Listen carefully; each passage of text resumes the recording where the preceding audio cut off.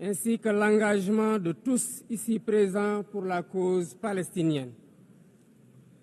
Cette conférence se tient au moment où la conscience universelle est profondément bouleversée par la situation insoutenable à Gaza, une situation qui a dépassé toutes les limites.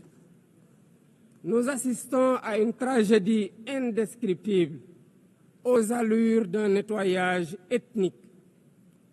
Devant tant d'inhumanité, se taire, ne pas agir, ce n'est pas une option. Ce serait même une complicité passive.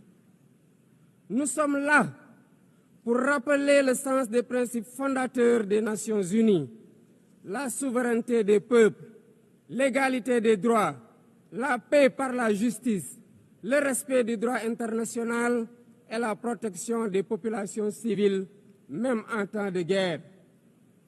Autant de valeurs aujourd'hui anéanties dans les décombres de Gaza. Le Sénégal réaffirme son engagement constant pour une solution à deux États, palestiniens et israéliens, vivant côte à côte, chacun à l'intérieur de frontières sûres et internationalement reconnues. C'est ce que veut le plan de partage décidé par les Nations Unies.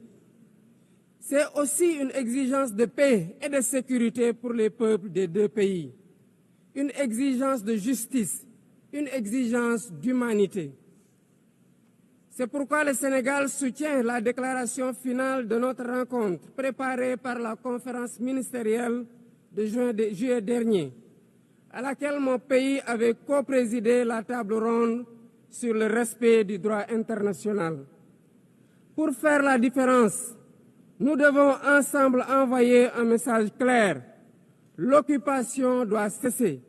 La souffrance des civils doit cesser. Il faut travailler à un cessez-le-feu immédiat. Israël doit arrêter ses bombardements et autoriser l'acheminement de l'aide humanitaire par l'ONU.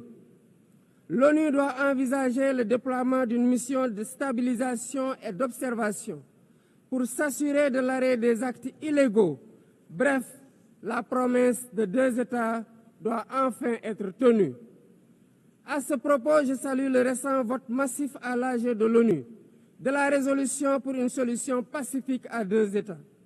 Le Sénégal salue aussi la décision historique des pays ayant décidé de reconnaître aujourd'hui l'État palestinien. Président du Comité pour l'exercice inaliénable des droits du peuple palestinien, le Sénégal